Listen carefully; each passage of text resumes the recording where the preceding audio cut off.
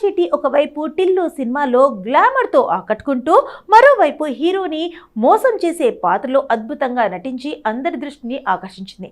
ఆమె నటన ఎంతలా క్లిక్ అయ్యిందంటే రాధిక అంటే బ్యాడ్ గర్ల్ ఇమేజ్ సెట్ అయిపోయే స్థాయికి చేరింది. ఆ పేరు పెట్టాలంటే జనాలు భయపడేంత గట్టి ముద్ర వేసింది. ఒక్క రాత్రిలో స్టార్డమ్ సంపాదించిన ఈ కన్నడ బ్యూటీ కెరియర్ రష్మి కళ ఊపందుకుంటుందని అందరూ భావించారు. కానీ ఆ తర్వాత వచ్చిన సినిమాలు ఆ ఊపుని కొనసాగించలేకపోయాయి. బెదుర్లంక, రూల్స్ రంజాన్ వంటి చిత్రాలు బాక్సాఫీస్ వద్ద ఘోరంగా విఫలమయ్యాయి.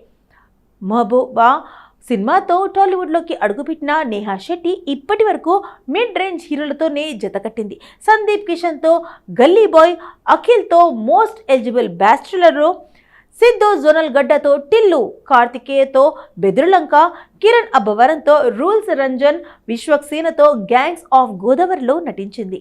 ఈ సినిమాలో టిల్లు తప్ప మిగిలినవన్నీ బాక్స్ ఆఫీస్ వద్ద ఫెయిల్ అయ్యాయి.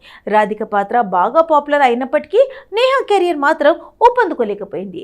గ్లామర్ నటనలో రాణిస్తూ తన పూర్తి సామర్థ్యాన్ని చూపించినప్పటికీ ఆమెకు సరైన విజయం దక్కడం లేదు.